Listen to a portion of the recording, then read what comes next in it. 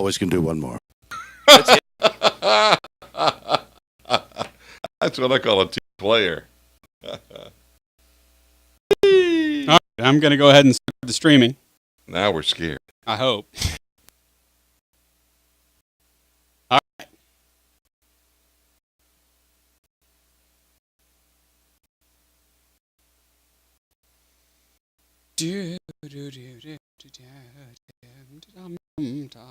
All right.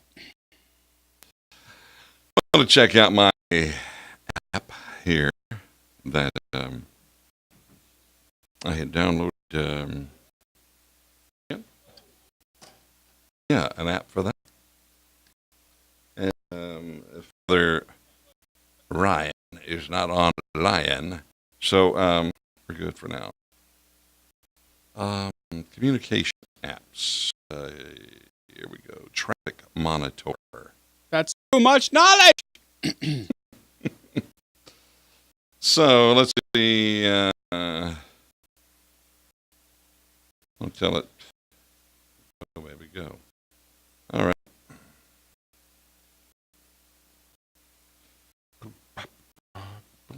Select the server. Our download speed. The download speed, upload speed is fine. It's just this particular YouTube streaming. So they are throttling it. So it is not a like a Cox issue, huh? Ooh. No, what is a Cox issue? Oh, it is. Look, man, this is awful. Upload is awful. Yeah. Upload is 5.1 on average. I don't know if I have permission to call Cox Business. I may need to be added to the account so that I can call and say, "Hey guys, You mess with tienes us. un problema con me." Well,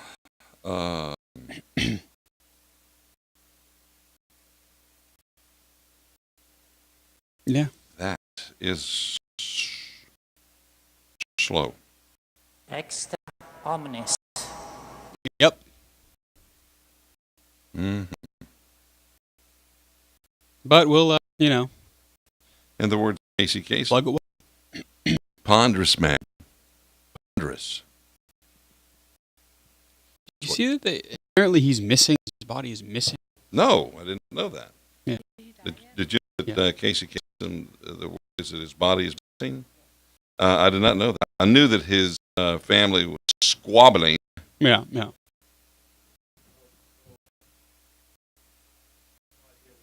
You need a mic over there? I can hook you up one. Not? Oh, Ed. Yeah. Ed. Ed was talking. I was like, well, maybe he's saying something. But it turns out he wasn't. That's too much important. We need some LEDs back in here. So the LED light, they light it. They light it with no problem. That washes, the LEDs wash and they wash the whole thing. LEDs. You see? With no, I've never seen it work before. See, I would think it would be like, it would be bright here, but then just kind of fall. Yeah, that's right. like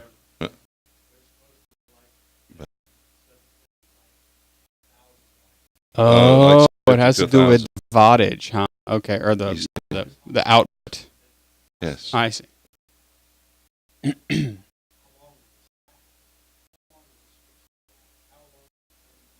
Mm-hmm.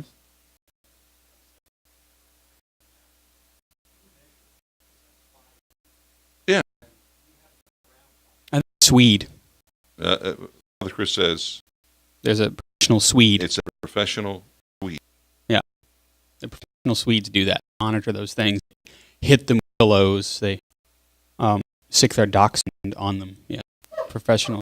And spend a little time in the sauna, too. Yeah, the Swedish sauna. The sauna. That's what it sounds like in a Swedish song, which is why very few people go. I thought the whole deal of going to the sauna is, is it like afterwards, then you take yourself with some branches? Lies. All lies! and then go jump in a cold lake. Yeah. Or does the beating come before the sound? I think during. I've never had the experience of a sauna before. Nor I can't breathe there. It freaks me out. I'm claustrophobic anyway. So. Oh.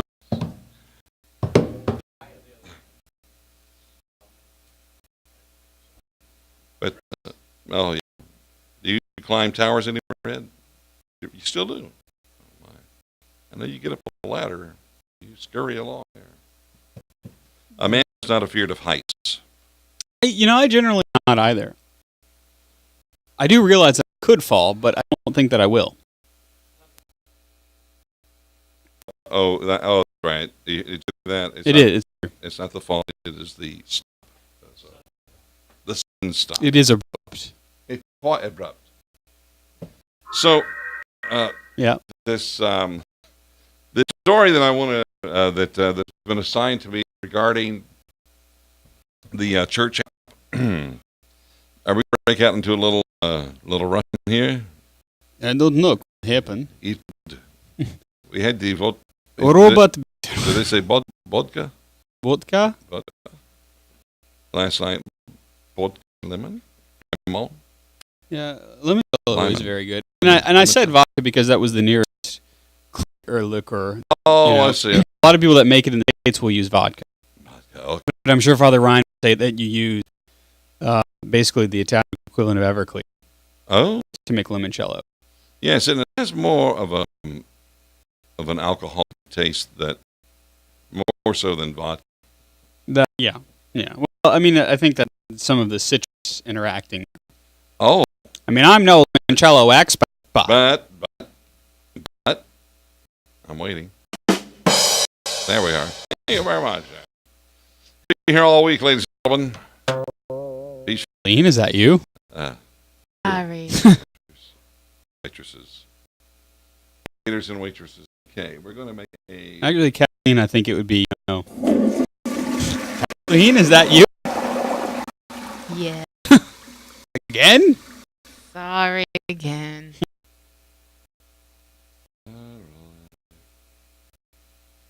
Okay. Are you wearing shorts today, Father Ryan? We are. It's too blank hot. That's for sure. We are. Thank you very much. Glad that is working. Hear a sound of tapping. We got a little bit of Yes. it looked like Hello. yeah, there he is. Yeah. Can anyone hear me? In space, And no one. everyone can see me. I look like I'm under a eye warmer right now, but the lights are still warming up. So It's okay. It's going to look worse. it'll actually be bluer. I bet. You say Because that when I care. right now I want to serve to some students who pulled up in a giant bus. And I don't have the time to make enough food. But that would fall to pieces there, huh? You've been there. It's a Klein song there. I'm sure. I do look awful red, though. I've just been on the beach 6 to 8 weeks. And you haven't. Lost a pound? I know. All right. Ed Ball says, tilt down, Father Ryan. Down. He plays. Be very careful. The lights are Okay. And it's really funny how lights are rigged. They're just leaning on the top of the mountain. Keep going. Very You're going to precarious. fall. They are. A bit more. Keep going. Keep going.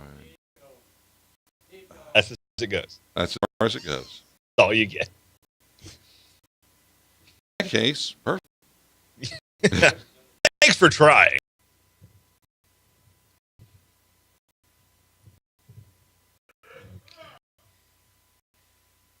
Did you see the great back and forth on that minimum wage ad? Don't believe all it. No. No. What's about Kristen Bell, who I think is hysterical, did a Mary Poppins Oh, spoof is that what that was? Yeah, where I she didn't said press just $3 more makes a livable wage or something like that. And Reason TV came back and did a full on dressed like like the chimney sweep, did a standard issue rebuke of you've got to pay attention to the consequences. And, it gives a lesson on Econ 1. And it's just three pages of Econ, picture argument pieces or something like that. It's just really, really funny. A delight. Are we streaming right on it? We are. I was going to tell the Christian Bale story. I won't do that. Right. Or is Christian the Bale. Irish seminarian, Well, it's nothing ugly or anything like that. It's not bad. the Irish seminarian spent a summer with in Orlando, called it Christian Bale. Oh yeah. The summer. That's not. So, oh, you mean Christian Bale? I'm like, no, that's not how it goes. No. I don't think the word means what you think it means.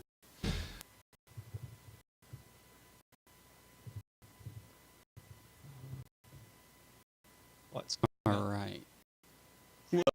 Hey, Uh, go I ahead, guess you- I guess everybody who's watching us is going to listen on the YouTube, which is less than optimal tonight Man. because the computer is not happy. not happy. Can you embed the YouTube to the What is now? to the web page? Yeah, it's embedded in TV. It's just embedded in CU Radio.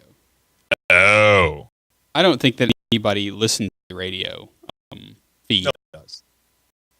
Which is not good news for the station you're sitting in, but it's a separate question altogether. One of those nights, the earpiece is gonna just tickle the inside of my ear now. I'll just let that one go. Let's Yep. see. It's good. It's good to do that. Yeah, it's like the Chardonnay joke. Not good. Just let it- Boy, poor Josh. That was just such a terrible moment What's in the that? entire history of our possible. The Chardonnay joke. Yeah. Just kind of looked and went, "Oh, we're live. Outstanding. What can you do? There's nothing you can do." There were two moments Yeah. in our history, and Josh got caught holding the proverbial bag. Yeah, both. And it wasn't even. It was just, what do you? Here I am, live on the air, and I look like the bigger banana head. That's right.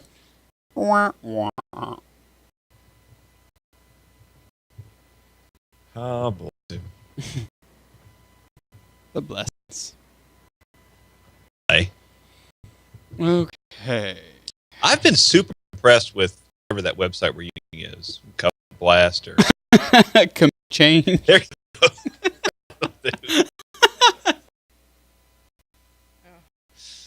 It's just absolutely cool. I'm gonna blast the covenant at you, folks. I'm Well, the Lord of gods. I'm gonna blast the covenant at you. Reading "Hail Holy Queen" by Scott Hahn. And Oh he's- yeah, that's that that's- man cannot. It's like a drinking game. yeah, We he have was a drinking fun. game with the audiobook. Every time he says the word covenant, you have to take a shot Yeah, because that cannot get through the page without mentioning the covenant. he can't. That's kind of his deal, It's bad. as it were. Babe. Not the same one that just got caught holding in that Chardonnay joke, however. It wasn't Scott Hahn. It's a different person. All right, Kiev. You should also know my stomach is hurting. Yeah? Yeah. Well, please don't throw up on air. It's quite gross. No, but if I have to make a Discreet exit. yes, I'll make sure to do a little note in the dialogue there, and we'll try to do things as quickly as we can. Okay. That's just FYI for all those listeners out there who want to know about the internal workings of the CU and the CU panelists. I was gonna say. That's behind the scenes. I'm just gonna let that one go. Yep. Thank you. And there's Kathleen, Yep. And then there's Maud. that uncompromising enterprise, anything but tranquil. Right, Kathleen. Here I am. Bow, bow. Don't throw your hat up in the air. I have a hat because What might is a frigid. Kathleen. It's too big for hats. Oh, you Are you going to talk to Father Chris about that? Hat- It's important. Busted. What? Oh, we need to move the light Looking away at from me. Kathleen. Sorry. If you're going to be a youth minister, you need to have a hat. I'm not a youth. Or a gimmick. You're a campus minister. Isn't that the same thing? I would like to do that. How do you I don't know if Father Ryan would put it up, but I'd like to do that. campus minister, youth minister? Is that Oh yeah, the I'm same a thing? campus Himself. minister. Father Ryan, not if the I same- got you a banner with the fish on it, would you put it up in the background? Put it in the background. I'm going to go downstairs. Yeah, put it up in the background. So He said campus yes. campus minister. I'm on a campus. Yes. Youth ministers are People who work And- with you. the youths. Yeah, But- at churches. But Whether or aren't youth on youths at school there? You know, you work with Yeah. Well, like I say, the difference is I work in a school setting, not a parish setting, But you lived at the school. which are very different. Yes, yes. Don't both involve you. Wait, what punchline was that? I love it. I'm not even good. I don't Day. understand what the problem is. I mean, they're both ministry. I mean, there's a whole category that involves CCT Oh, my. and Yeah, Cambridge. you're a DRE with a different title, basically. But still, I understand what the aversion to be described as a youth minister is. I don't. There's not a version. There's do- not a version. It's just It's your Not. Twitter handle. I'm not. Like you said, it's in your sugar handle. No, Twitter. What, what's her hand? Oh, that's YA, Young Adult of Baton Rouge. I When thought I that was- was the I was- advisory no, board of Baton Rouge. No. Ab. When I was coordinator of Nice. the Young Adult Ministry, Much better. We're So calling it. adults are how old? 20s and 30s. Well, for Yeah, a really. second, youth was 35. Can't trust this monitor here. That thing is That was he created the youth a little world washed youth for 35 and under. Uh huh.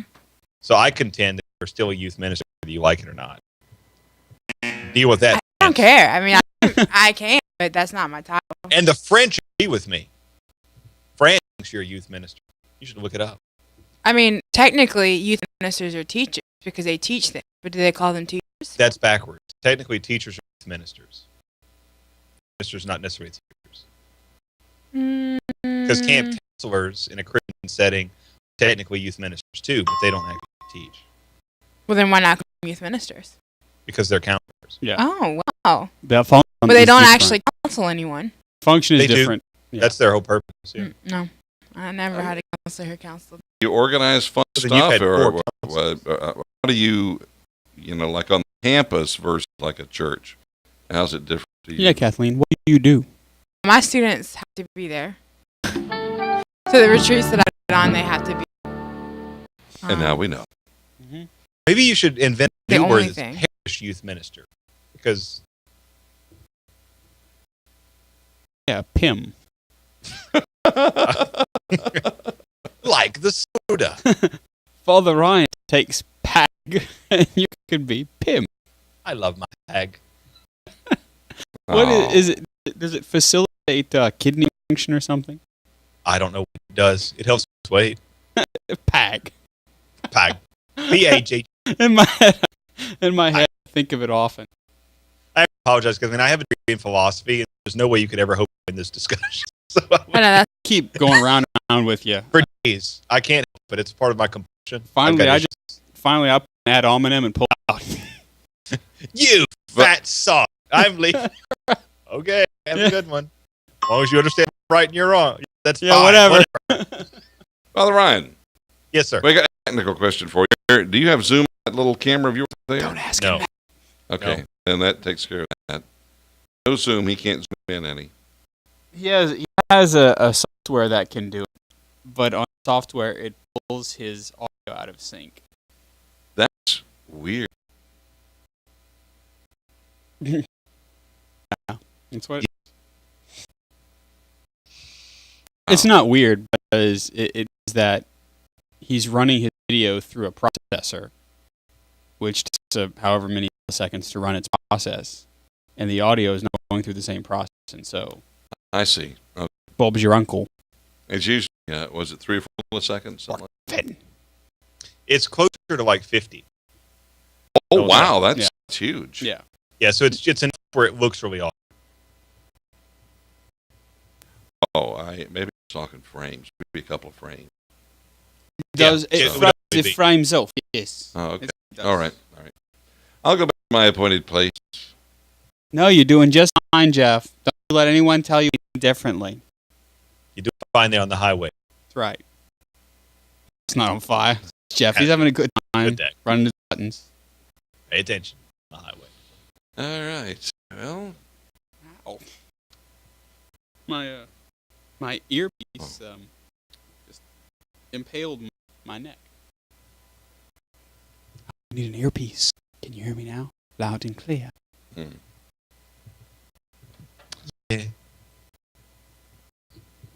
that was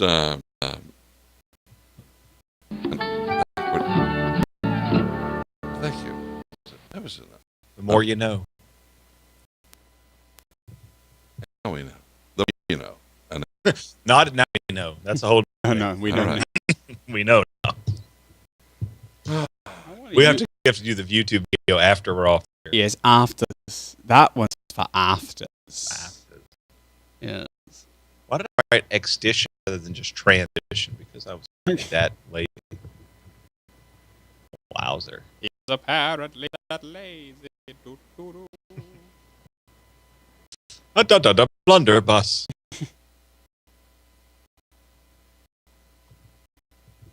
Okay. It is 271, correct?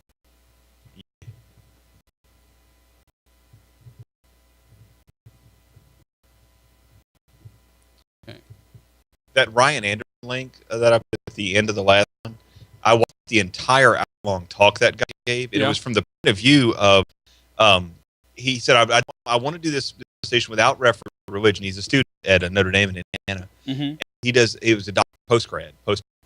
It was astoundingly good. He did a presentation on the Platonic notion of relationship Mm-hmm. and then went into the whole kind of ins and outs, and then said, here's the public policy implications Cool. of it. He did the entire presentation from philosophy and public policy and never to religion. It's astounding how well everything played out, and that it was really, really good.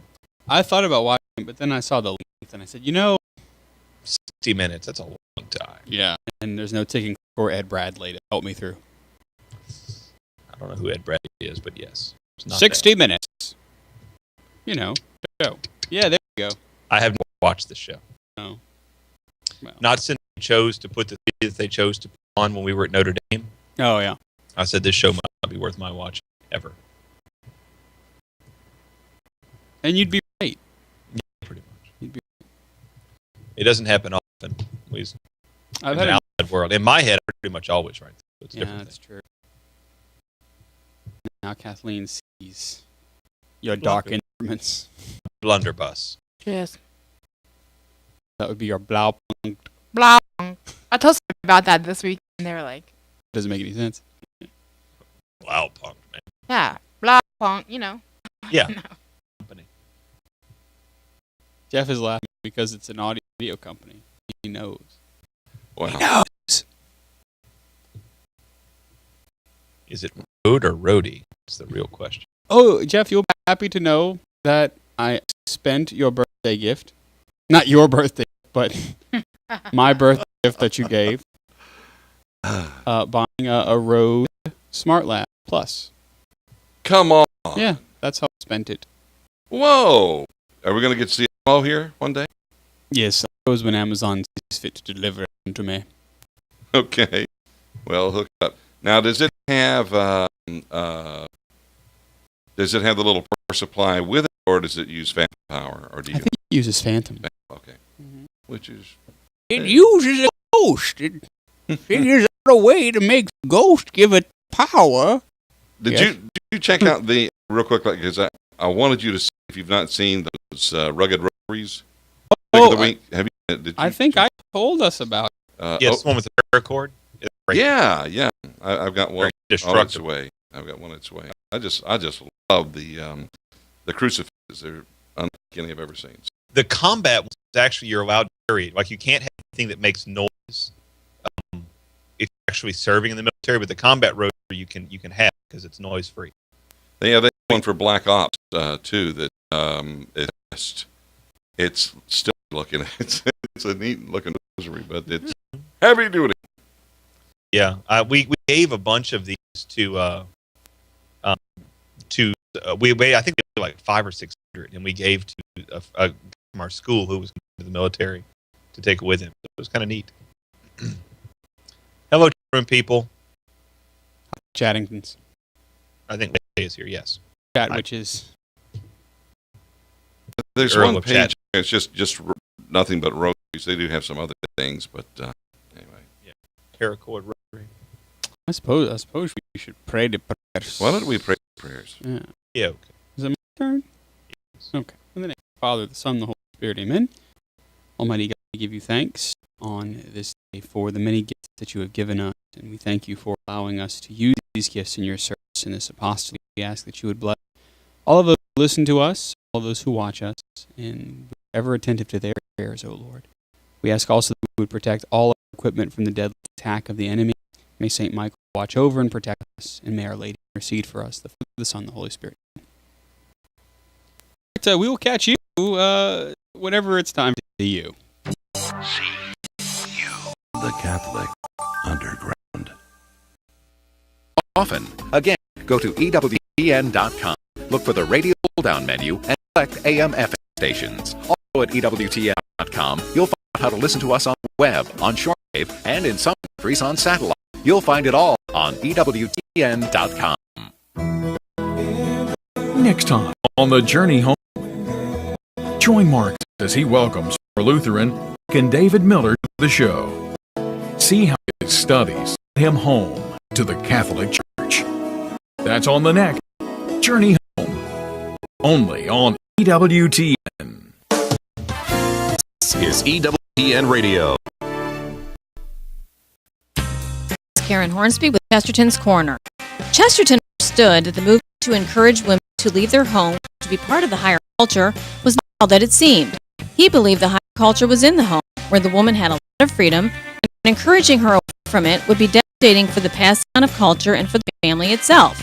10,000 women, he marched through the streets shouting, "We will not be dictated to," and went off and became stenographers.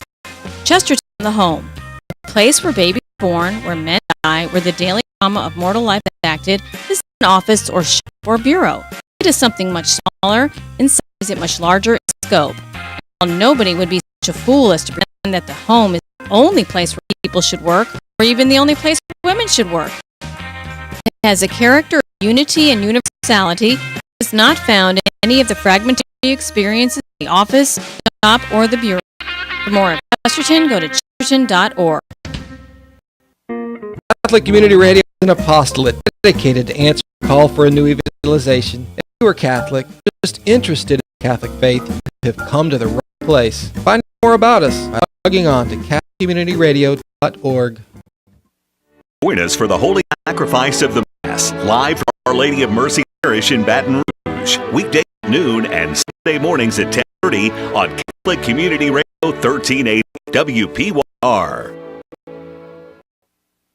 First Graphics, specializing in digital offset and large format printing, but so much more. First Graphics is your marketing partner that also happens to print. First Graphics, LGRAPHIX, located at 11401 Industrial Boulevard in Baton Rouge. First Graphics. For your marketing needs, First Graphics is the solution.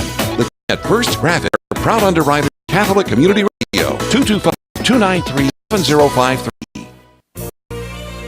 Catholic Community Radio. Catholic Radio for your community. Is listener supported. 1380 WPYR Baton Rouge. This is your station. Catholic Radio for your community. From the Catholic Underground. Today on the show, subscribe to books, The Immigration Debate, The Happy Saints, Ukrainian Orthodox have an app for that, our picks of the week, and so much more. The Catholic Underground starts right now.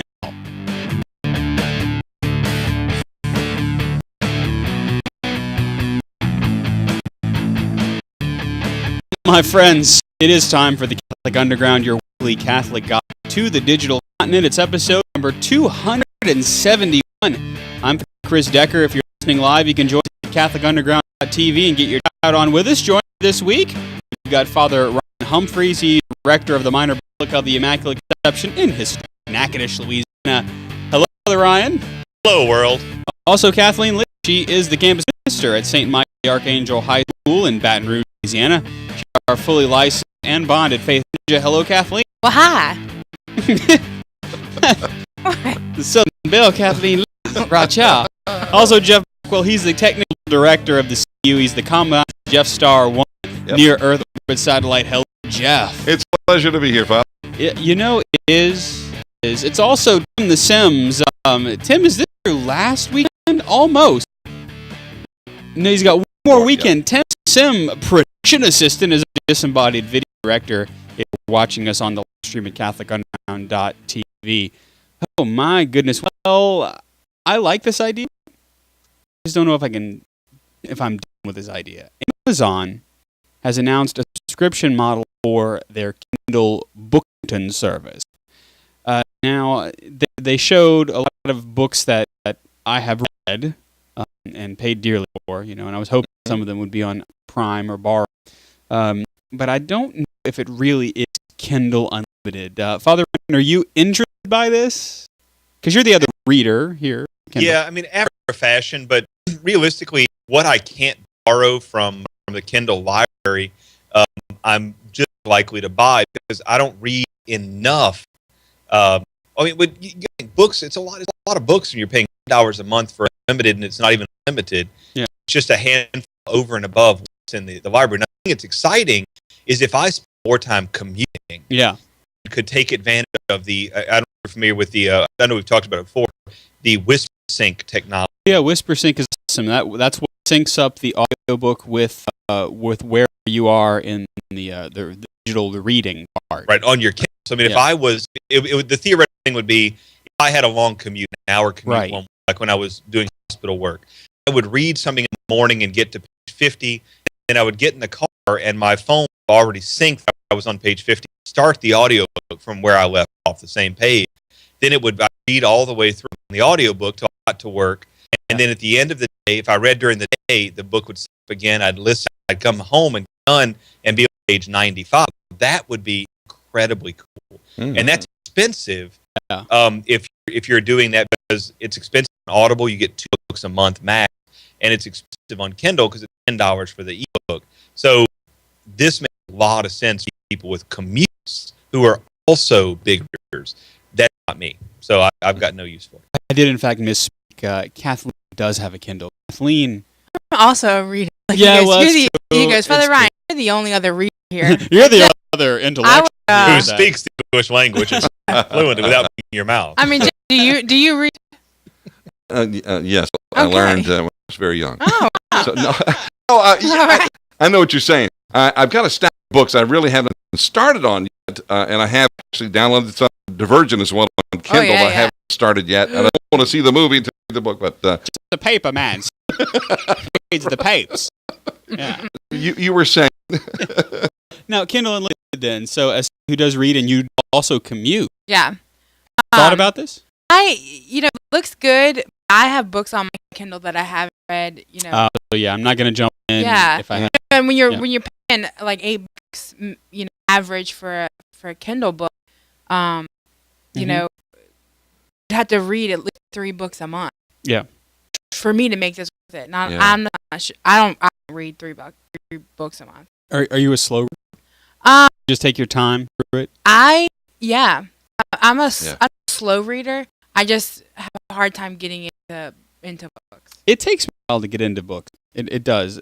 I guess it depends on the author. I'm reading a really good one with out of paper. See, The Giver.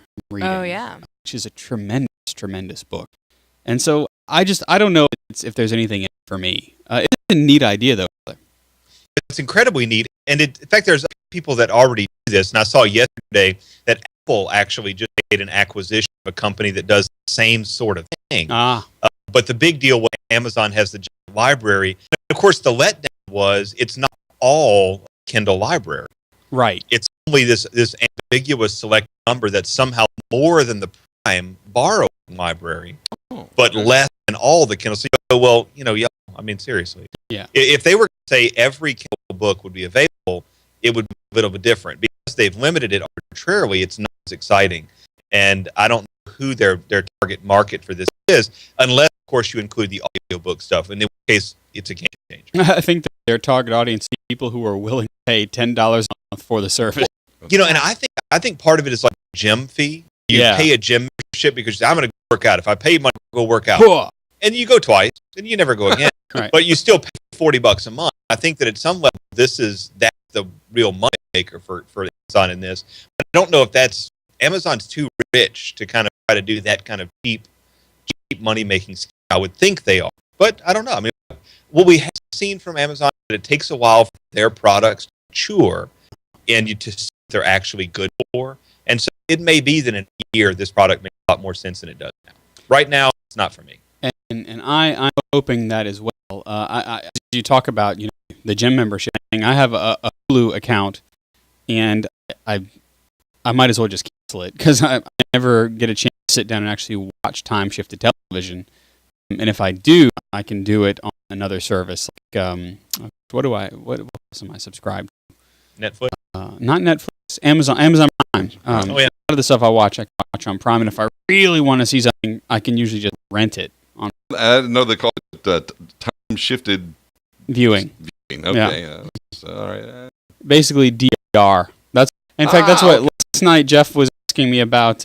Are there any services for basically for DVRs for the air antenna? I said, yeah, I believe there's one called the Home Run Derby, and that connects your antenna and not just a cable box. Right. But that's what it's called. It's called time-shifted viewing. Okay. Father Ryan, an expert on time shifts. Yes, you just don't cross streams. Right. Into your former self. Yeah. And if you're in the closet and all of a sudden the fax machine starts going off, you just don't touch it. Especially because you're fired. Yeah. I monitored that scam you just interfaced. You are terminated. Terminated. I can't be terminated. I'm fired. Heavens. I can't be fired. Okay. So yeah. That's very much Amazon's service. So it may be for you if you're a voracious reader. For those of us who are discerning palates, we'll just wait and see.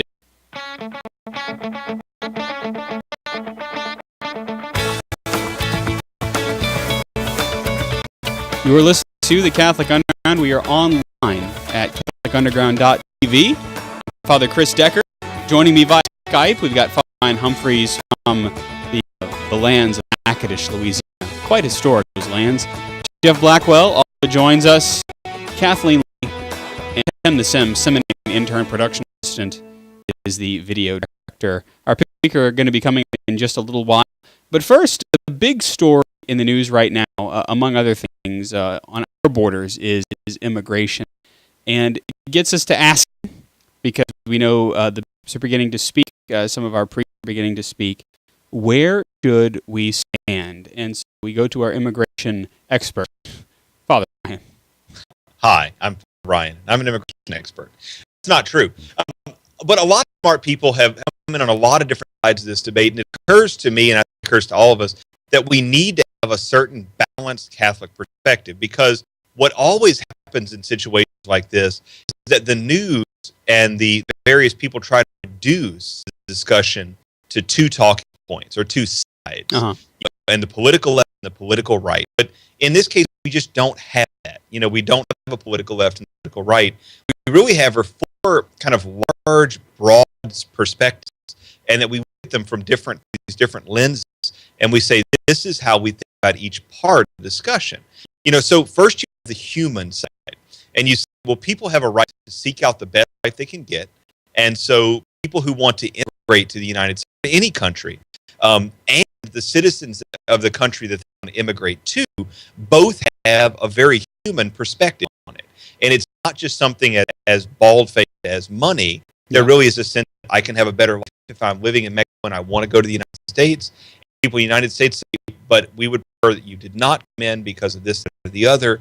And again, there's not just one or two sides, but everybody has their very human perspective. So that kind of works in with the natural law, the idea that humanity has a desire to preserve its own existence. And that parents have a moral obligation to seek out what is best for their children. Sure. And that we all have a legitimate natural right to seek out which is best for us. If I'm living on a volcano island, Yeah. and I know the island's about to explode, I've got a moral obligation to get somewhere else. All right, so that's the second side, the second part of it, the moral side. That's the moral side is that notion that, well, actually, that's still the human side. The second part of the moral side is that we ought to obey laws. Morally, if there's a law in place, we ought to obey it. We have to render unto Caesar what is Caesar's. And so the part of the discussion where you say, well, I'm going to violate the law, either by smuggling people in or by smuggling myself across, or I'm going to violate the law by saying you cannot come in, using the ordinary, normal, accepted legal means. Both of those then would be wrong. It's inappropriate and it's immoral to break laws unless the law causes you in a conscious way to do something wrong. So not merely the law is bad or good, it's that this is the law, I should follow it, and when it tells me I should do something wrong, in which case I can't do that. Got it. You see, it's a subtle difference. So the third part of the discussion, then, you have human, you have moral, you have the cultural side. And the culture has an interest in incorporating people into it, and an interest in keeping people out of it. And so there's a cultural discussion, and people on both sides making arguments about the cultural part. And then finally, you have the role of the state in all this. And the state has an interest in economics. The state has an interest in entitlements. The state has an interest in law enforcement, et cetera, et cetera. And so what you don't have are two simple sides of the immigration debate. What you have are four categories of things that we have to think about. And until we have started thinking about things through those points of view, it is impossible to say, this is the way it should be, or that's the way it should be. And sadly, you have news commentators, and you even have priests and professional Catholics out there yammering on about how it's so sad we should treat people well, and therefore we shouldn't deport immigrants. You go, that's not the simple, it's vastly oversimplified. The question is much larger than, am I sweet, am I polite, am I courteous, am I loving, therefore I break the law. That doesn't grok. And I think one of the things that becomes very difficult is we get our information from form the sides of this debate. I know that I have actually taken the opportunity to read some things about Thomas Aquinas on immigration and things of that nature, but by and large, I guess I'd say, Kathleen, that most people are just watching the news. Yeah. And they're kind of doing the politics from their decision. Well, yeah. So if that's all that's that's coming at us is what's on the news, then that's where most people get their information. That's right. And Father Ryan would generally issue a alert to anybody who would get just the news from the news, right? Yes, I would. It's bad. That's right. Yeah. And so the notion there are categories that we have to look at, and it's not just, is this a liberal or conservative thing to do, but rather, is there a human element to this? Is there a moral element? What is right? What is wrong? Ought we to obey law? Ought we to just ignore them for the sake of ignoring them so we can get what we want? The factoring in that culture is important, not only our own culture, but the cultures of those who wish to immigrate, and also how the state fits into it, because the state does have a responsibility to protect its citizens. Exactly. That's the purpose of the state, to protect its citizens and to seek well-being. So there's a lot of parts to discuss, and it's a lot of moving pieces. So let's kind of work through some of these moving pieces to help you, our listener, you, our viewer, to maybe have a formed conscience, a conscience that's not just formed by what you're getting on the other channels, but a conscience formed as a Catholic based on what we believe as Christians, right? Right. And so I think the place to start is actually to go backwards through them, because the most important is the human. The second most important is the moral. The third most important is the cultural, and the least important is the state. And that's obviously spun on its head for a lot of people. But I think we should work backwards and start with the state and say the state has an interest in regulating immigration. Right. Well, right now, the U.S. federal government is refusing to enforce its own laws. It's trying to prevent states from enforcing laws in their own interest. And that on its own is despicable. No Catholic can say this is okay for the state not to change the law that's acceptable. Yeah. But to simply refuse to obey the law when the federal government is charged with that, there's no place on earth, no political opinion that lets you say it's okay. The government is not enforcing our laws. That's wrong. It's immoral, and there's no further discussion on that. That's why it's the easy one to talk about. There's not a political divide. It is wrong that the government is not enforcing the laws that are presently in place. Right, because it's the government's job, correct me if I'm wrong, to hold what it believes to be the common good. And there are ways of determining what is the common good by means of absolutes, philosophically and even theologically speaking. And so whenever the government kind of foregoes what is the common good for what is immediate good or perceived good, then that can create anarchy, right? And that's what it does. And in fact, the states do all that moral stuff by means of laws. All these things are made practical because, there's the old axiom from the School of Bologna, quidus necessarius acquitum. That which is necessary is illegal. Yeah. But that's not the way we do things. We have laws and we follow them. And that's the state's purpose, is to enforce those laws. The state says these laws are bad. Yeah. Like the fact you're not allowed to feed cheese sandwiches to alligators on Wednesdays in Louisiana. Correct. You change the law, but you don't ignore it. Jeff, a few people know that.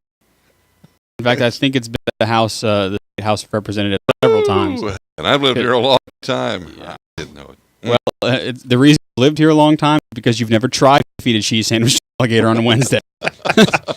Obviously, you're keeping in line with the law, and so I wonder if maybe we're not trying to form our laws, or I guess you could say reform our laws on the fly, based upon how we're perceiving our culture in the United States.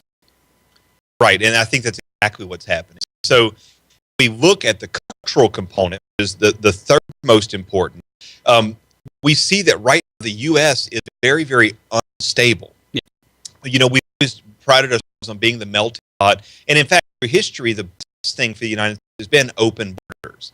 We welcomed in the Irish, we welcomed in the Italian immigrants, we welcomed in the English immigrants, and we have a long history of that working very, very well for us. Right. But the church in the United States is very much owing to that. Absolutely. And so we say that culturally, now we're very unstable. It's very difficult for us. There's a strong division between people who consider themselves progressive or liberal and traditional or conservative, and that's become extremely harsh in the last 12 years or so. We had much more than we've had in years before. A very, very vicious divide. And so culturally, it's difficult right now to admit a lot of new people, but at the same time, our culture is based upon melting pot mentality. And so here we have a legitimate dissection of people who can say the argument is that the culture is too unstable to accept a large body of new immigrants, and on the other side, the culture has always thrived doing that. So you can have both perspectives and still be a very, very good Catholic, and say culturally it's better to say no, reduce the number of immigrants, or culturally yes, open the borders, bring as many in as we want. So both sides are acceptable in this area. And I say, in terms of culture, Kathleen, you're often in the midst of youth culture, and you've been to Steubenville and all the. Are any of these things even being discussed in kids, and they're really paying attention to the degradation of their culture? No, I don't think so. But I find that kids like you will either contribute to the degradation of their own culture, or that's where they begin to pick up. Well, that's where it's the most pure and beautiful in young people, because they don't discriminate towards hair. Mm-hmm. They just, most of the time, it could be on the side. It could care a lot who you are and where you're from, and what you do. Mm-hmm. But even younger, when you talk about little kids, they don't care. They just want to hang out and play. And They want to be kids. Yeah. Right. So yeah, it could go either way. So we have this notion of, as you said, Father, you can be a good Catholic on either side of the fence here, determining things from culture. But then, of course, things get perhaps a little bit more set in stone, if you will, when we move into the moral category. Because moral categories are not based upon politics, as I've told my parishioners in the past homilies that I've given, is Feller's not talking about politics from the pulpit. He's talking about what's right and wrong. He's talking about morality. And the church is always concerned with morality more than anything else. Because what is right gets us to God, what is wrong moves us away from Him. Right. And in this category, you have two kind of specific groups. You have the morality of those people who are consciously coming to the United States. They know they're breaking laws. They don't. That's not an issue for them. And you have people, of course, within the government here who are breaking those laws, as representatives of the state. Those are indefensible. This is wrong. It's morally unacceptable. It's not okay to break the laws of a country that you to become a member of. Right. At the same time, you have people on the other side who are saying, I'm going to hold up a gun and shoot people who come into my town, or I'm going to go out of my way to do something that is horrifically uncharitable or unkind. In that case, both sides there are committing sin, doing something which is immoral. So it is immoral, and it is not okay to say, oh, it's fine for them to come over, and it's not okay to say, well, if they come into my house, I'm pulling out a gun, I'm going to shoot them. Both of those show a failure of charity and a failure of justice. And so no Catholic can morally take those wrong opinions. They have to say that people should be obeying the law, and the people in town, whose towns are being, in some sense invaded, they have a legitimate right to protect themselves, but they ought not to do so in a way that causes excess violence. It's kind of just war theory. And so Catholics have to be a little more careful here. We have to be kind, even at the same time that we're saying the law is the law and should be followed. And I think that's where we get into it whenever we're talking about providing care for those who are already here. Yes. I know that there are people, Glenn comes to mind, who loaded these trucks up with soccer balls, teddy bears, water, and food, and has gone to some of these border towns and wants nothing other than to provide care. And he's getting it from all sides. How dare you? You're not doing what's right as an American. In his point of view, I'm providing mercy. Right, and that's really the human side of it. That kind of central part is when we had Hurricane Katrina, we had people who were displaced, and it was wildly inconvenient. It was expensive for my parish. It was difficult and uncomfortable. It was not good for anybody, and my school had to make accommodations. It doesn't matter. This is what we do. We are humans. We are caring for one another. It doesn't mean those people have done something right or done something wrong. It means that they're here, and this is my responsibility. Right. It's the same thing with someone who may be homeless. The same thing with someone who may be seriously ill with AIDS. Same way with someone who may come in and say, I have same-sex attraction, and I want to get my life back in order. Yeah. Whatever it is, if someone comes and they says, I desire and I need help, we want to bring them to a place of greater holiness. But right now, we meet their direct, immediate needs. It's fundamental care for the poor.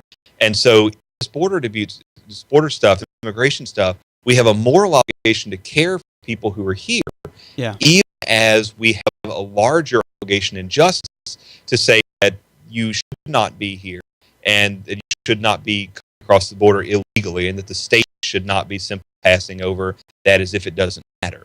We have the obligation to care for people here, and that's every Catholic, whether you're Republican, Democrat, Independent, Green, whatever, has that duty and that obligation.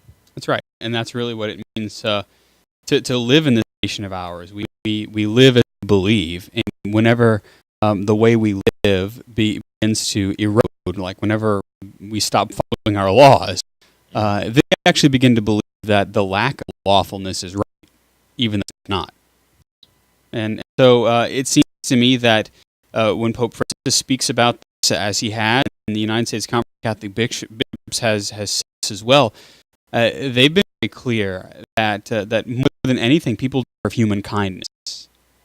And we of course have to, it resides in the purview of the diplomat, of the politicians to wrestle with the law, perhaps, huh?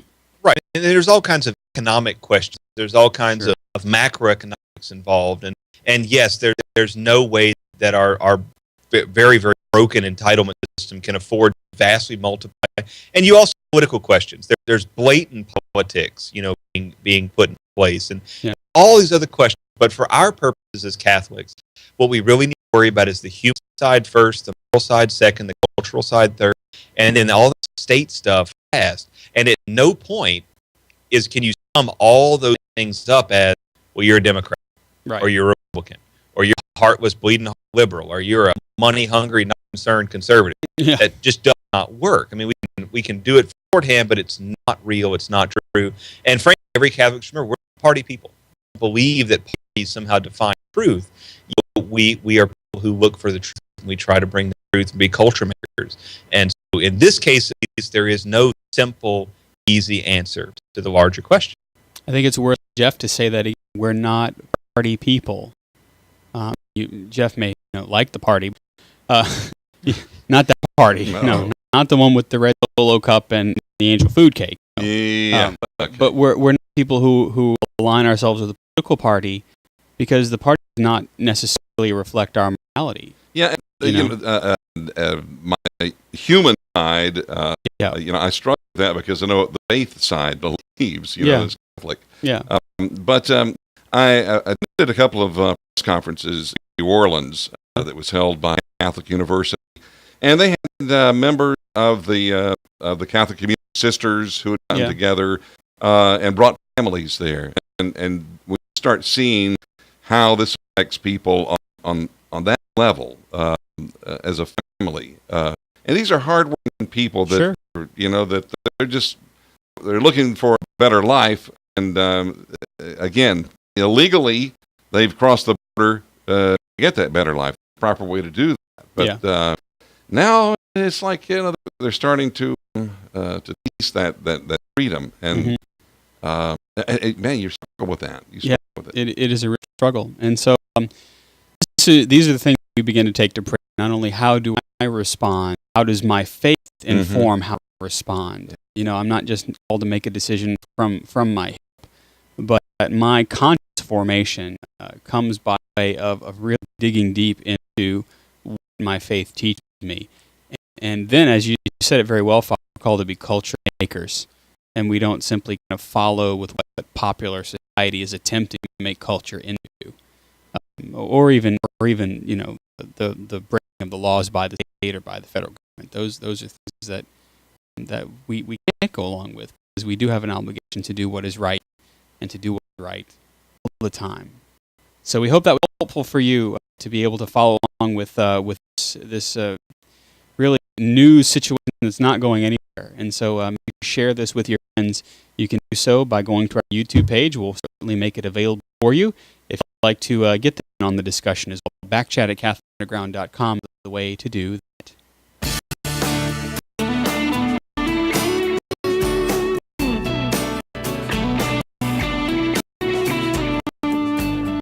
You are engaged with the Catholic Underground. We are your weekly Catholic guide to the digital continent. I am Father Chris Decker. Joining us, Father Ryan Humphreys is on Skype, and he's in Natchitoches, Louisiana. Hello, Father. Hello, world. We've also got Kathleen Lee. She is our resident faith ninja, and she's Googling like crazy over there. Hey, Kathleen. Jeff Blackwell is there in the video, or the audio game. Over here on this side. That's right. Yes, indeed. And the Sim is our disembodied video director, if you're watching us on the choppy screen that is Catholic Underground TV. I don't really know why. All of a sudden, a cable provider has decided that they want to throttle our YouTube upload. And so if you do watch us on the live stream, we certainly do apologize to you. For those of you who are watching us a little bit after the fact television, you're okay. Now, two thumbs. That's right. We're living in a golden age of evangelization and catechesis of little children, actually. Trist and the DIY movement. I wonder if we'll look back 50 years and call it the DIY movement. The do-it-yourself movement have made it easier for parents to instill the faith. And so we feature Kathleen HappySaints.com. Yes. I love this. And before this came on this episode, I knew about this because I love it so much. You're a player of the home game, huh? It is super cute. Okay, so as Father said, there are tons of great resources there teaching our faith to our little ones. You can go to Pinterest, you can go to Etsy, you can anywhere that does like crafty things, you can go there and find some kind of religious stuff. So HappySaints.com is a super cute product line of books and activities she's also very, very Catholic. So not just, Jesus or, other Mary, religious- but also other saints. Yeah. Like, And sometimes the saints, from what I can see, that are not in the mainstream. right. It's awesome. Yeah. Okay. So it's the work of this man, Victor. How would you say his last Te? Not T-E-H. how we so misspell what I would say. Te. I'd say Tay. Or you Ah. say Tay. Okay. I can't tell what his nationality is from the site now. So I have no idea. Well, he has a great Zazzle site. If you've never used Zazzle, it's fantastic. I've also used myself. And the art style is something like, maybe those of you who are familiar with Disney Junior. Yeah. It's very It's- simple. Yeah. The project is ongoing and it's got tons of potential. I love it. I think it's awesome. They've even got a little character for Blessed Junipero, Sarah. Some of these things I'm like, yeah, ooh, always go forward, never turn back. And these little, I guess there's stickers on his site that you can get. yeah. Actually, those are the images, but on Zazzle you can get coffee cup, messenger bags, Oh wow! anything you want. Like you go to his site and you click on, say, I've got Guardian Angels here. Mhm. He's got postcards, mugs, mouse pads, everything Zazzle offers. Trucker hats, onesies, super cute stuff. Our Lady of Mount Carmel, scapular should be a sign of salvation. Wow! I mean, just really good catechesis. Yeah. I think it's really cool because this is Oh, Benedict. yeah, really Funny. cute. Each image has something that's very specific to said saint. So, for example, Mother Teresa, she's in her white habit with the stripes. Very, I mean, you see that and you recognize that is Blessed Mother Teresa. Yeah. These are things that we can teach our young people. Look, this part of this is Blessed Mother Teresa. This is what she did. This is a little quote by her, and something that they visually can recognize. Yeah. When it's in another medium. Not just a cute little picture, but Yeah, something when that they see it on an icon or Yeah. a holy card. right, or in church. When they, hey, I know that's the image of the Saint Sacred Heart. Barbara. Yeah. Yeah. Mhm. Yeah, if you got St. Barbara hanging out in your church, but something like Sacred Heart or the Immaculate Heart of Mary, they're very simple images yet very recognizable. I think it's super cool, well done. Yeah, I mean, so Kathleen, what would you use? What would you use to be for Vacation Bible School Yeah. or? Vacation Bible School. I would even use these with my teenagers. I was gonna say, it Yeah. seems like it would be something that they would kind of It's latch on to cool. as well. Yeah, it's not if you pitch it in the right way. If you X the Disney Junior reference, but Uh-huh. I would wear that on a T-shirt. I think it's that cool. I'm kind of a Catholic nerd, so It's true. Yes, It's true. yeah, You can even yeah. Google it. I'm seriously thinking Oh, about yeah. doing this for our. We're doing a war trip to the March of Life in DC. Oh yeah. This would be so much fun to do something like this. With our trip. That'd be cool. That's right, but Kathleen does earn a for her Catholicitude. It's awesome. Yeah, her name is Kathleen, but it must as well be Catholicine name. Okay, Sorry, just Okay. resent. I like it. Oh, okay. Here's the real question though. Is this more of the Catholic default to cheat principle, or is it's about time where we are with this? I mean, I personally, from an artist perspective, this is not cheating at all.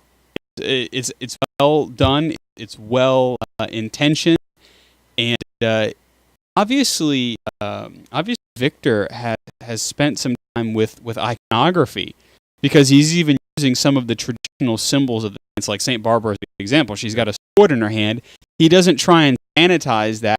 No, he basically recreates the icon and he puts the sword in her hand. And so, as you say, Kathleen, this is a good way. Whenever the child grows older and they see Saint Barbara in a stained glass window, they go, "Oh, I remember, I had that coffee mug. Well, I had a T-shirt or something like that."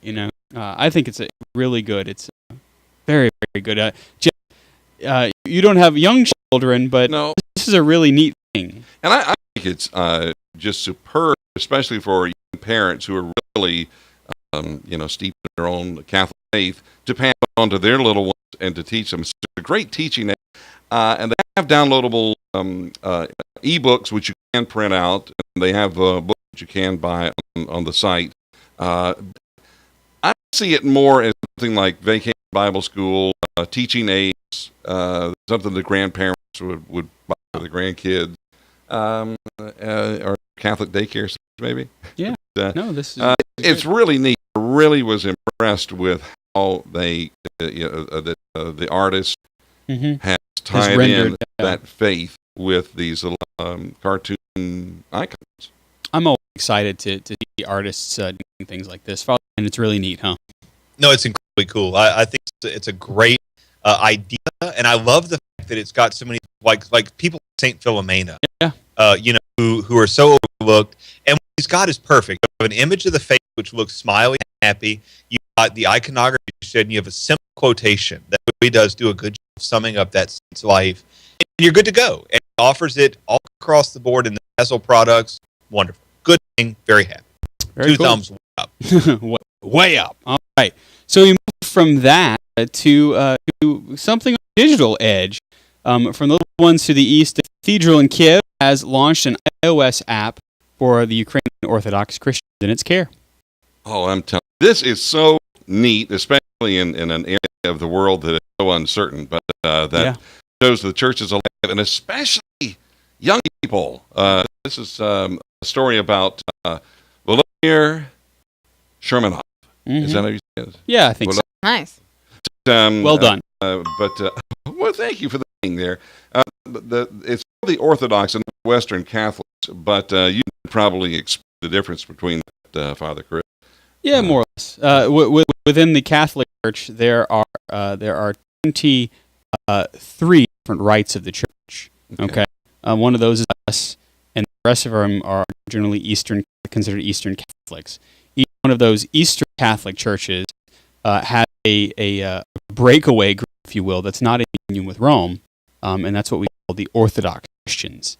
And so these are those that recognize the authority of the Patriarch, but not necessarily the authority of the Pope. Did I do that right, Father? The only thing I said is that they have valid sacraments. Yes, they're valid. And so they have valid bishops, valid priesthood, all that kind of stuff. But a law that's very different. Their mass usually looks quite different. Yep.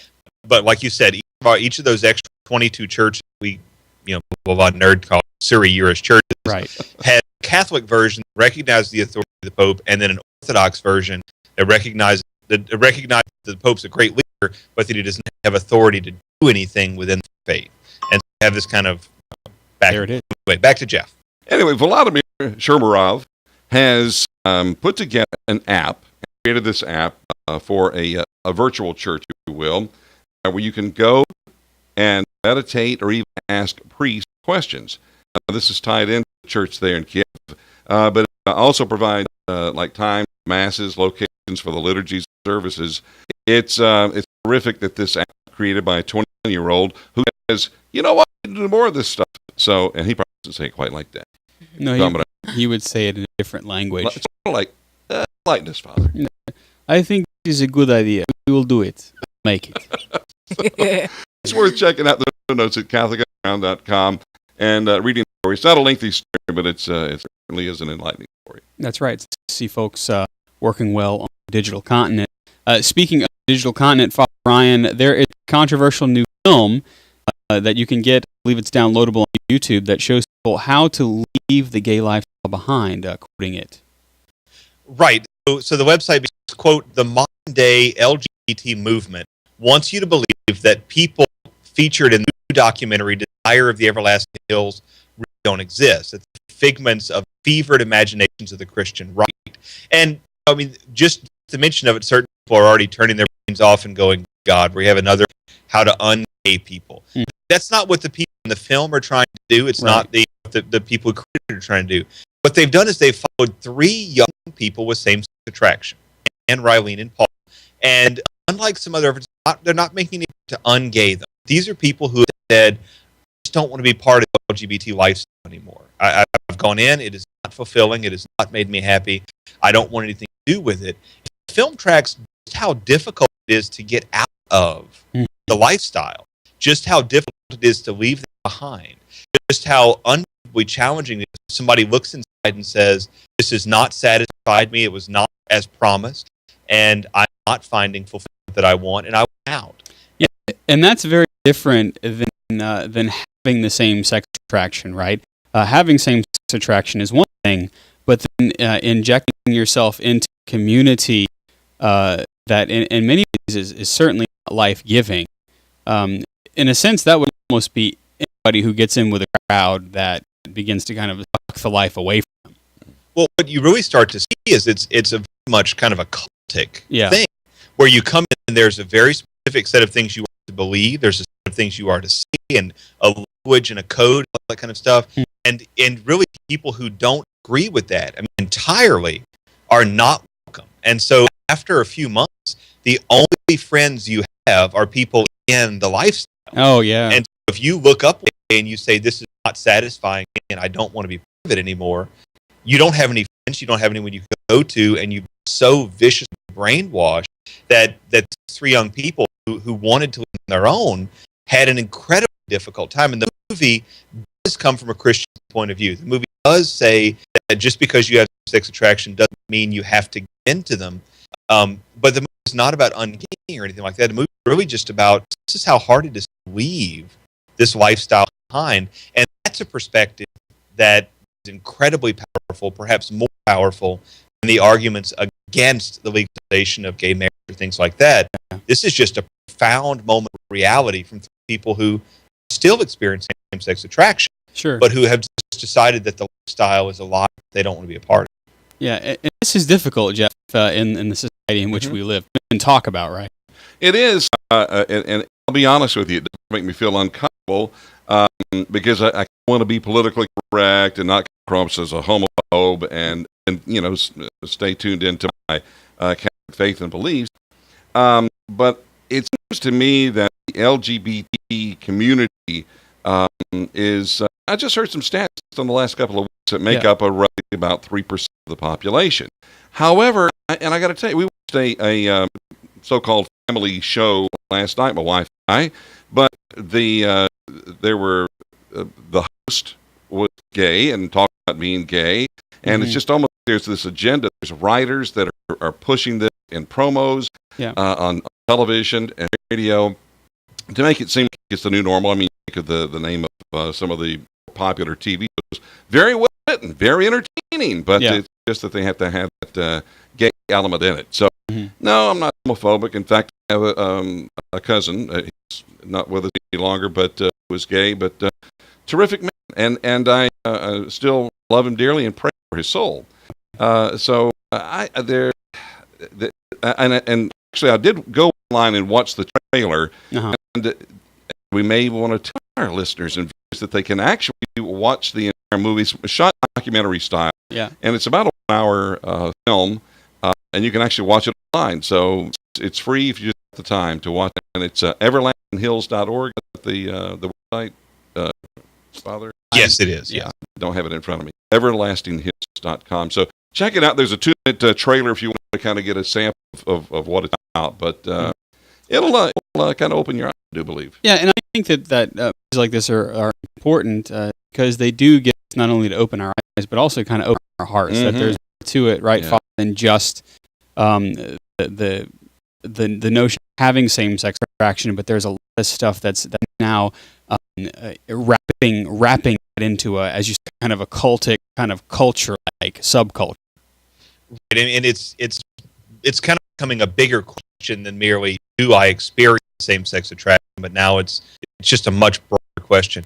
In an interesting connected article, there's an author named Ryan Anderson, who did a beautiful speech on marriage at an event in, I think, in Anaheim, California, and he did an interesting Q&A, and I'll put the link in the show notes. But the questioner asked, he said, as a gay man, why should I be discriminated against? Why can't I get married and file joint tax return? Anderson actually came back in a very, very intelligent way and said, well, you don't actually want to get married. You can get married anytime you want. Find a woman, you get married to her, but it seems like what you want is not to get married. You want your own relationship that's something separate. And of course the man balked, but then Anderson raised the question. He said, look, you think of any principle at all that allows you as a gay man to get married that would not at the same time allow a 3-person group, a throuple, to get married, or allow for polyandry or polyamory or whatever the other one is, or any other kind of relationship that's non-traditional. And the guy, went back and forth, and he said, look, there is no such thing as a principle other than the idea that marriage is about reproduction and marriage is about the good of children. You cannot have it any other way. If you have it any other way, then you basically that marriage dissolves into pieces. And it was a fascinating part of the conversation because it wasn't done from the religious point of view. It wasn't from the traditional point of view. It was done purely from the logical, reasonable point of view. And so more and more we're seeing people who are not trying to be homophobes, who are not trying to be jerks, and who are not judging anybody. They're just saying logic, very straightforward. And we put the ideology and we put the emotions aside and we look at the actual reality of the situation. There's never a circumstance where this is okay. And of course we know anything which is really true is always going to end up lining up with what the church believes. Yep. That's just honesty. And so it was a fascinating article. We'll put that link in the show notes, but it's just kind of neat how people have made the effort to understand and how it's lined up with what the church has always taught, that Jesus guy knows what he's yammering on about. Turns out that's correct. And we like to think we know what we're yammering on about, especially when it comes to the CU Pick of the Week. All right, for our first CU Pick of the Week, let's head over to Kathleen because you were out last week, so Yeah. you got to catch up. And now I'm back. Now she's Okay, so this week, if you are like me, you have a Fitbit and you enjoy it immensely. I have found something because, as you all know, well, Yep. maybe you don't know, but I have a beautiful French bulldog named Chunk, and he is probably the joy of my life. I think it might be close to what it feels like to have a child. he's your little pudgy pearl of great my price. gosh. He is. That was a nice alliteration. You like that? Love it. Okay, so I found something online. It keeps popping up on my face called Whistle. Yeah. Nice. Okay, Whistle is like a Fitbit for your dog. Yeah, pretty awesome. It attaches to any color. It tracks their activity like walk, playtime, their rest time. You can put in stuff like what you feed them, when you feed them, if you give them any medication. You can also set goals for them, like you want to have so many active minutes, like if your dog is a little overweight. Chunk is not anymore. We have reduced from 2 feedings to 1 feeding a day, so we're on good terms. Does he take dog pills? No, he's medication free. No dog pills. No dog pills. But my cat, on the other hand, he's a little plump. But you can track all that. You can track their rest, their sleep. You can even keep track of them through, there's an app on your iPhone. And so if you are traveling and you want to know, is your dog at the dog hotel getting enough exercise, you can keep track of that. Oh, that's something. It's awesome. I think it's great. I mean, I probably Chunk might eat it. So You might. Well, it's pretty cool if you're you don't have to worry about him taking it off. Yeah, that's true. Yeah. That's probably couldn't reach it. He has a short little neck. If you're concerned about your dog, and a lot of people have dogs with health issues. Yeah. And they have to keep track of these things. So I think it's cool. Father Ryan's stomach pills. Stomach pills. What's the pick of the week there, Father? There is a neat little website called U Catholic Store. And on that U Catholic Store, there is a sticker for the back of your smartphone or your smartphone case. It has basically a little simple, easy mini rosary. And you can, while you're holding your phone, you can kind of just put your finger down the back of it and pray the rosary. That's neat. Such a cool idea. It's like $3.50 American cents. And it blows my mind how cool it is.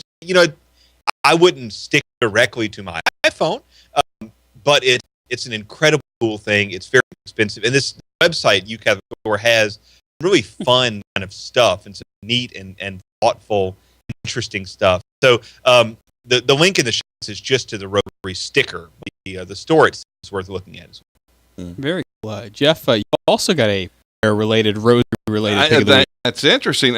I tell you, I'm just kind of blown away. Maybe this is a little from the Holy Spirit. And Our Lady of Fatima, probably. There you go. We're credited to. You've seen the news. Well, go ahead. No, I mean just the news. Turning on the news. I thought maybe reminds me that Our Lady of Fatima is encouraging us to pray the Rosary. There you go. Yeah. All right.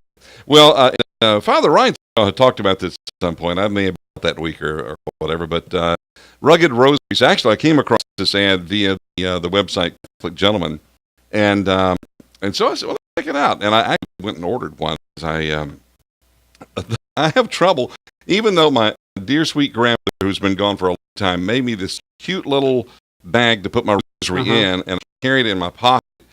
It always gets broken. One of the links break on it. So these are made out of paracord, and they're really they're heavy duty, military grade rosaries, if you will. Awesome. And so check it out. I lost my card. I like these. I don't have one yet. Cordbands.com, and they have a area just for rosaries, but they have some of the most beautiful, rugged crucifixes. These are made really for military. It could be, police, emergency personnel, outdoorsy people. They're very well constructed, run $35 to $60, and my favorite is the black wooden Benedictine rosary. So, and they're manly too. Yes, that's kind of because However, they do have one where you can order the color that you want. They've got one with hot pink. Ladies love pink. Yeah. Oh, yeah, we do. Love that pink. Mm-hmm. Yeah. Well, I really like this idea because sometimes, I could be wrong, but I know guys sometimes kind of shy away from praying the rosary because, well, it's Our Lady's prayer. And they think maybe because it's Our Lady's prayer, that means it's for ladies only. And a lot of rosaries you see sometimes are, very kind of, they're ornate. Mm-hmm. Or this is one of those I would call kind of a utility rosary, right? You can keep it in your pocket. Yes. I'm pretty hard on a rosary myself because I've broken more than I care to say, just from getting caught in keys or something like that. So this is a really, really neat idea. I like the idea of this rosary. I might have to give myself an early Christmas gift rather than continue to break the rosaries that I high in Rome and get blessed by the Pope. Yeah. Then you have to bury him. Oh, really? I've been repairing mine. Well, you can repair them. Okay. Usually, I don't know how, but I lose. I lose beads. So I've got one rosary that I repaired, and I realize that I've only got like 8. And I'm like, so I have to remember to add 2, and then Yeah, okay, so we bury them. What I ended up with was an abacus. I started with a rosary, ended up with an abacus, which is great for math, but bad for remembering to. Well, tell us about your pick of the week, Father Chris. My pick of the week, actually, I guess by way of disclaimer, so you can't quite get all of this on the BBC website unless you live in Great Britain or one of her Commonwealth states. But it's called the BBC Academy, and the BBC has put their training and development for journalists and people in production all on their website. So it's kind of like I think either it's like MIT or one of the maybe it's Yale. They put all of their courses online so that you really, instead of paying your college tuition, you can just take all these courses online. The BBC has done this with their production and journalism and technology broadcast school. And so you can listen to podcasts, you can watch videos, all by those who not just teach courses, but those who are involved in newsmaking and in journalism. And so I make the BBC Academy my pick of the week because this is all stuff that, of course, Father, I've been sitting in front of this for a week. Oh yes, of course, no doubt. Yeah, especially British accents abound. They abound, and the idea here is that you can actually pick up how to be, at least at the beginning, how to be a journalist, how to learn how technology in TV and radio work, and then how to do things like broadcasting using Skype. It's all in there. It's really, really neat. Wow. And do they teach how to speak English? Well, Just curious. that's a whole nother. English.